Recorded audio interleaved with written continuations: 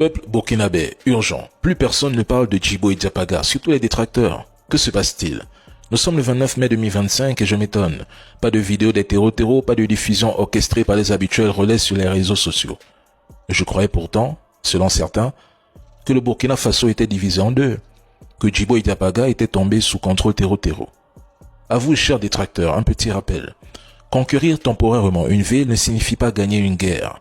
L'histoire regorge d'exemples où des armées ont pris des villes pour ensuite les perdre ou être repoussées. Donc, vos célébrations sont précoces. Ce n'est rien d'autre que de la propagande et de la désinformation. Et puis, dites-nous clairement, combien de terreaux ont été neutralisés à Djibo et Diapaga? Vous évitez soigneusement cette question et nous savons le pourquoi. Et les médias français passent leur temps à relayer les pertes du côté de l'AES, mais jamais ils ne parlent des victoires. Silence total quand nos forces progressent, quand les positions ennemies sont reprises ou quand des terreaux sont neutralisés. À croire que leur narration est à sens unique, taillée sur mesure pour affaiblir le moral et nourrir le doute. Retenez bien une chose essentielle. La guerre ne se gagne ni sur les réseaux sociaux, ni dans les vidéos de propagande, ni dans des plateaux de télé, ni dans votre maison derrière de faux comptes. La guerre se gagne sur le terrain, par la résilience, la stratégie globale, la logistique, le moral, le soutien populaire aux politiques, la supériorité technologique, le contrôle du territoire sur la durée et le plus important, la vérité. Et malheureusement, les terreaux vont la perdre. C'est une question de temps. Alors, famille, masse de partage, Aya partagé. C'est avec beaucoup de regrets, beaucoup de mépris, beaucoup de colère que je fais cette vidéo. Masse de partage, Aya partagé. Si tu as reconnu la voix, c'est d'attendre encore une fois le réveil, la vérité aujourd'hui les yeux, mais ça ne les casse pas. Celui-là même qui est là pour vous informer de tout ce qui se passe dans notre continent, au niveau sociopolitique et même ailleurs désormais, M. Dago pour vous servir. Prenez vos ceintures de sécurité, allons au Togo. Alors, c'est avec beaucoup de colère, beaucoup de regrets que j'ai appris l'arrestation de mon frère Aaron depuis le Togo. Aaron a été arrêté suite à ses nombreuses critiques sur la gestion de son pays. J'aimerais dire aux autorités togolaises, il faut libérer Aaron. Oui, il faut libérer Aaron. Vous devrez prier Dieu pour avoir les gens comme Aaron. Sont milliers au Togo. Oui, parce que quand un peuple est isolé, quand un peuple s'éteint, quand un peuple ne parle pas, vous les autorités, vous devrez vous inquiéter.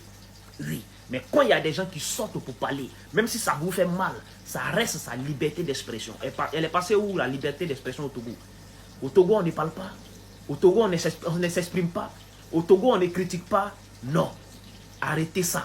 Arrêtez d'arrêter ces jeunes-là qui ont envie aujourd'hui de s'exprimer, de s'intéresser à la gestion de leur pays. C'est leur droit. Vous comprenez? Nous voyons tout ce que vous faites pour vous éterniser au pouvoir. Nous voyons tout ça, mais nous ne parlons pas. Notre seul recours, notre seule force, ce sont les caméras. Nous prenons pour nous exprimer, pour être soulagés à la limite. Et nous sommes aussi la voix des sans-voix. Des milliers, des millions, des milliers de personnes qui n'arrivent pas à parler. Quand nous parlons, ça les soulage. Donc, je demande la libération de mon frère Aaron. Il n'a rien fait du mal, il a critiqué. Les critiques, c'est son droit. S'il n'a pas critiqué, qu'est-ce qu'il va faire? C'est une honte pour la démocratie. C'est une honte en ce 21e siècle-là. Il faut le libérer. Merci. Si tu es togolais, que tu tombes sur cette vidéo, même si tu n'es pas togolais, que tu es fier d'être africain, faut partager cette vidéo. Le peuple togolais doit voir cette vidéo et partager cette vidéo. Venez nous expliquer dans les commentaires la vraie version de cette histoire. Parce qu'André, le président togolais, là, lui veut gâter, hein. Non, parce que quand nous on est assis et puis on voit les yeux et puis on parle pas, André, le président togolais, maintenant, lui, veut se croire que lui, il est mieux que tous les togolais, mais c'est comment, vieux moro? Tu es président, veut pas dire que tu es Dieu, vieux moro. D'abord, moi, il n'y a pas nian, il n'y a pas chier d'abord. Parce qu'il ne connaît pas d'abord la vraie version de cette histoire-là. Voilà, parce que depuis un certain moment, il voit les Togolais, voilà. Tous mes abonnés qui sont au Togo sont en train de m'écrire en inbox, sont en train de me parler de cette histoire. Et je vois aussi des vidéomans togolais sont en train de parler de ça. Mais André, moi, là, il fait genre comme s'il y a un caillou dans son oreille. Mais ça a quitté. Nous, on parlait, ça a rentré. Voilà, parce que moi, ici, là, il peut pas récupérer un dossier, puis ça a blé. Non, il a voyagé les âmes, eux tous. Que ce soit ministre, premier ministre, ou quoi. C'est que si ça allait au gouvernement, là, ils vont vivre ça. C'est que si vous partagez la vidéo, vous connaissez. Ça n'a qu'à arriver à leur niveau. Ils n'ont qu'à nous expliquer pourquoi le gars est en prison, parce qu'il a dit la vérité. Hein, il a dit la vérité, on doit le mettre en prison. Il n'y a pas, oui. C'est qu'il a dit là, c'est vrai, mais c'est faux. Vous faites ou bien vous ne faites pas. Vous dites quoi même? Donc, selon vous, vous êtes au pouvoir, là, donc vous pouvez vous foutre de tout le monde. Bon, je suis au pouvoir maintenant, donc je peux marcher sur tête du peuple. C'est impossible, hein. Voilà, c'est le peuple qui vous fait. C'est le peuple qui vous a mis au pouvoir. Toi-même, toi, si il n'y a pas trop parlé. Il n'y a pas trop parlé. Partagez la vidéo, ça n'a qu'à arriver à leur niveau. Et puis les Togolais, on vous attend dans les commentaires pour nous expliquer la vraie version de cette histoire. Sinon, ça m'énerve, mon cœur est déjà gâté même. Ouais. Les gens sont forts dans la manipulation. les gens sont forts dans mensonges. Les gens sont forts dans fake news.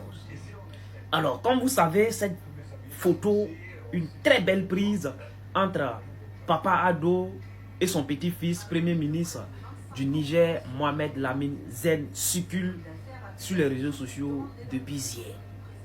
Alors, les ennemis de l'AES, les ennemis de ce rêve, c'est ce nouveau chemin que l'AES a emprunté, ont couru récupérer cette photo et faire croire aux gens sur les réseaux sociaux que le Premier ministre nigérien est allé voir Papa Ado pour prendre crédit avec, comme on appelle, FMI. Donc Papa Ado va négocier auprès de la Banque mondiale pour que le Niger puisse prendre crédit.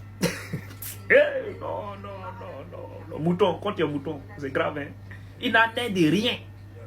La Banque africaine du développement doit élire son nouveau président. Et la cérémonie se déroule à Abidjan, la BAD. Le Premier ministre est parti dans ce cadre-là. Il n'y a pas que lui. Les diplomates de l'AES sont là-bas. Vous comprenez? Donc, il n'en est de rien. C'est pour la banque, le nouveau président de la Banque du développement de l'Afrique. Ah non, vous êtes fort.